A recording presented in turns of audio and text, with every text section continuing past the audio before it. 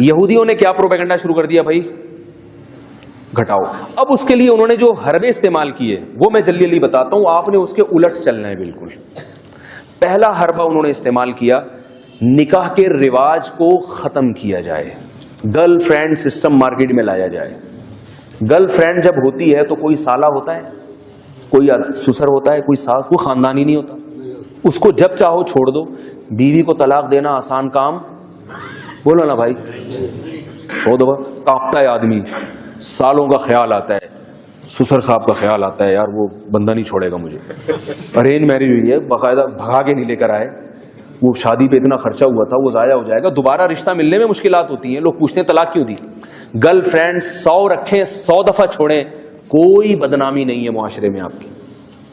اور عورت کی تو بیچاری کی ایسی کی تیسی ہو جاتی ہے, مرد اس سے اپنی جنسی خواہش پوری کرتا ہے مگر اس کو اس کی قیمت نہیں دیتا. اور بیوی جب گھر میں لاتا ہے تو مرد کے لیے اپنی خواہش پوری جب اس سے کرتا ہے تو اس کی اب بھاری بھرکم معاوضہ دینا پڑتا ہے, اس کو گھر دینا پڑتا ہے, گیس بجلی کا بل دینا پڑتا ہے مرد کو, اس کے بدن سے بچہ پیدا ہوگا تو اس کے سارے خرچے مرد کو اٹھانا پڑتے ہیں, اس کے رشتہ دار جب آئیں گے تو ان کا اکرام کرنا پڑتا ہے, سالوں کو چائے پلانی پڑتی ہے, سالیوں کے ساتھ اچھی طرح سے بات چیت کرنی پڑتی ہے, اور بہت سارے مسائل ہیں. عورت کو عزت گرل فرینڈ بننے میں نہیں ملتی, بیوی بننے میں ملتی ہے.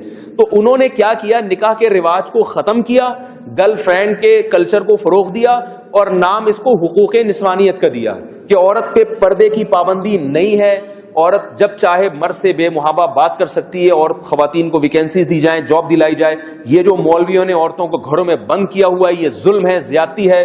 تو نام کیا استعمال کیا گیا, عورت کے حقوق, مگر برباد کون ہوئی ہے, عورت برباد ہو گئی. گھر کو قید خانہ کہہ دیا, حالانکہ گھر قید نہیں ہے. قرآن نے گھر کو قلعہ کہا ہے جس میں حفاظت ہوتی ہے. قلعے کے اندر لوگ قید نہیں ہوتے, فوج محفوظ ہوتی ہے. تو گھر عورت کے لیے کیا ہے, حفاظت کا ایک حصار ہے جہاں وہ محفوظ ہے. تو گھر کو کیا کہہ دیا, قید خانہ. تو یہ ایک الگ موضوع ہے کہ خواتین کے حقوق پہ نام پہ جو ہے نا خواتین کی جو حقوق کی پامالی کی ہے. تبھی یورپ اور امریکہ میں اسلام قبول کرنے والوں میں عورتوں کی تعداد زیادہ ہے, کیونکہ وہ جب کتابوں میں پڑھتی ہیں تو اسلام دہشت گردی کا مذہب نظر آتا ہے, لیکن جب حقیقت میں دیکھتی ہیں تو کہتی ہیں مسلمان اپنی بیویوں سے بڑی وفا کرتے ہیں, یہ عزت کے ساتھ اس کو لے کر آئیں گے. ایک جرمن سے خاتون آئی کچھ وقت پہلے ہمارے گھر میں, وہ آتھسٹ تھی. وہ ایک صاحب ان کو لے آئے میرے گھر میں دوپٹہ پہنا کے, وہ ان کا لباس تو بڑا عجیب سا تھا. میں نے کہا بھائی کوئی دوپٹہ پہنا کے لے کر آؤ, ایسا نہ ہو کوئی یوٹیوب پہ کلپ بنا کے ڈال دے. بولے مولوی صاحب بیٹھے ہوئے اس کے ساتھ, لوگوں کا تو کوئی بھروسہ ہی نہیں. میں نے وہ عجیب سی دوپٹہ پہنے ہوئے انگریز عورت لگ رہی تھی, لیکن خیر ہم نے کہا کچھ ہمارے بھی پرمپرا ہے, ہماری بھی کچھ رسم و روایات ہیں, ہمارے گھر آ رہی ہے تو ان 2-4 باتوں کا خیال کرنا پڑے گا. تو دوپٹہ پہنا کے اس کو لے آئے ہمارے گھر میں.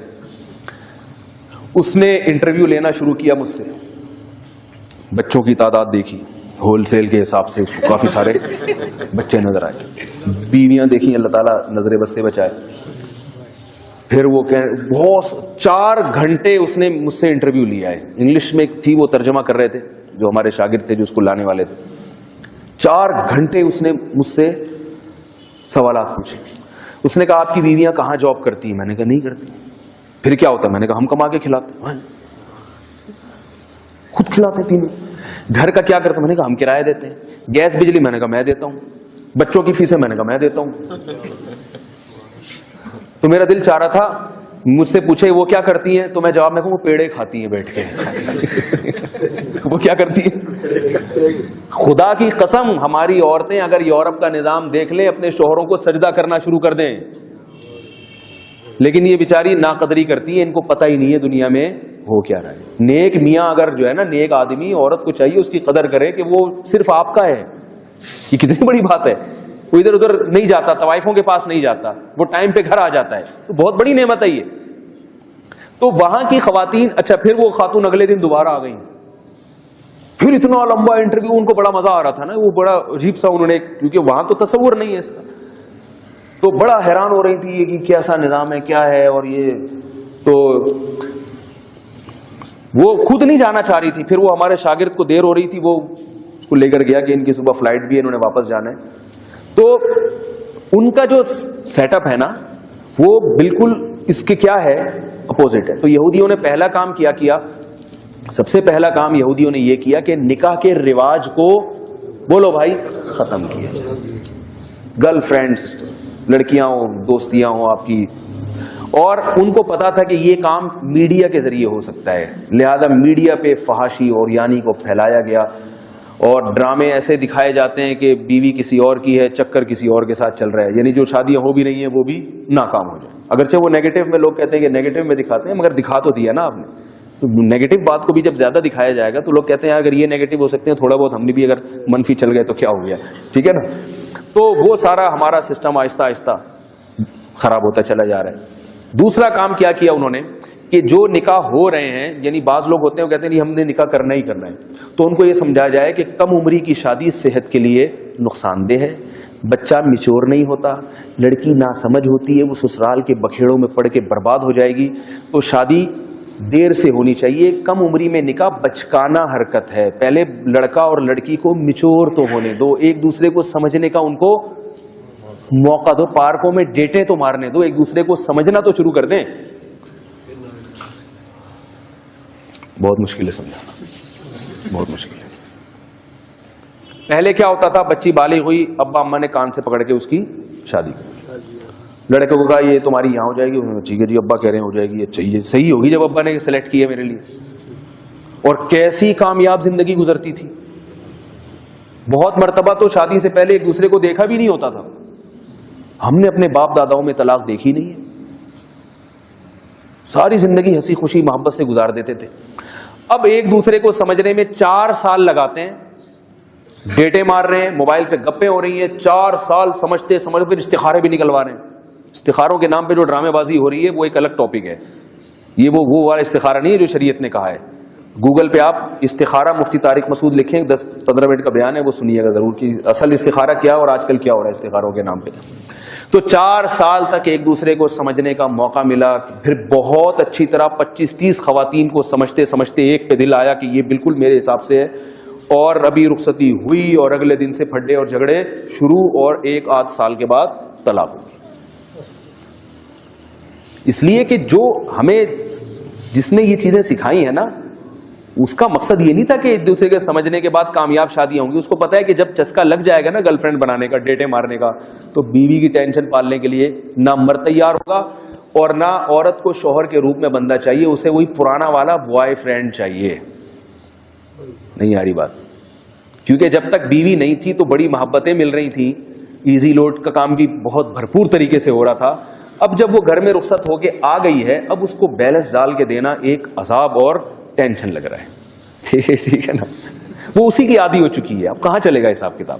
میں یہ نہیں کہہ رہا کہ محبت کی شادی نہیں کرنی چاہیے, اگر کسی سے محبت ہے تو وہ بھی نکاح کرنے میں کوئی حرج نہیں ہے, نبی صلی اللہ علیہ وسلم نے ترغیب دی ہے. مگر یہ جو ڈیٹے مارنے والا اور اتنا طویل عرصے جو ایک پروگرام اور ایک سیٹ اپ چلتا ہے, یہ کہاں سے آیا ہے؟ بولو بھائی, یہ غیروں سے آیا. تو دوسرا کام انہوں نے کیا کیا, دیر سے شادی ہو. تو ہم نے پہلا کام کیا کرنا ہے, گرل فرینڈ کے کلچر کو ختم کرنا ہے, نکاح کو رواج دینا ہے. بھائی لڑکی سے دوستی نہیں لگاؤ گے, آپ کو کوئی بچی پسند آ رہی ہے, لڑکی پسند آ رہی ہے, آپ نے کیا کرنا ہے نکاح کا. بعض لوگ تو کہتے ہیں پسند ہی نہیں آنی چاہیے, میں اس کا قائل نہیں ہوں, میں اتنا فنڈامنٹلسٹ, اس کا پسند آ سکتی ہے کسی بھی وقت, کسی کو کوئی بھی پسند آ سکتا ہے, مولانا صاحب کو بھی آ سکتی ہے, ٹھیک ہے نا. اس پہ کوئی گورنمنٹ کی طرف سے بھی پابندی نہیں ہے, اللہ کی طرف سے بھی نہیں ہے. لن تر للمتحابین مثل النکاح, حدیث میں آتا ہے 2 محبت کرنے والوں میں نکاح سے بہتر کوئی چیز نہیں. آپ صلی اللہ علیہ وسلم کے دور میں ایک کیس آیا, حضرت مغیرہ ابن شعبہ رضی اللہ تعالی عنہ نے, بڑے مالدار صحابی تھے, کسی لڑکی کو نکاح کا پیغام بھیجا. تو اس کی جو ہے نا جو چچا تھے, والد کا تو انتقال ہو چکا تھا, چچا نے اس پیغام کو قبول کر کے اپنی بھتیجی کا نکاح حضرت مغیرہ ابن شعبہ سے کرا دیا. تو اس بچی نے کہا کہ, اس کے دوسرے رشتہ داروں نے کہا کہ, والدہ نے بلکہ کہا کہ میری بچی یہاں نکاح نہیں کرنا چاہتی. وہ ایک صحابی تھے جو غریب تھے, ان سے نکاح کرنا چاہتی ہے. آپ صلی اللہ علیہ وسلم نے حضرت مغیرہ ابن شعبہ سے وہ لے کے کن کو دے دی, جہاں وہ لڑکی نکاح کرنا چاہ رہی تھی وہاں دے دی.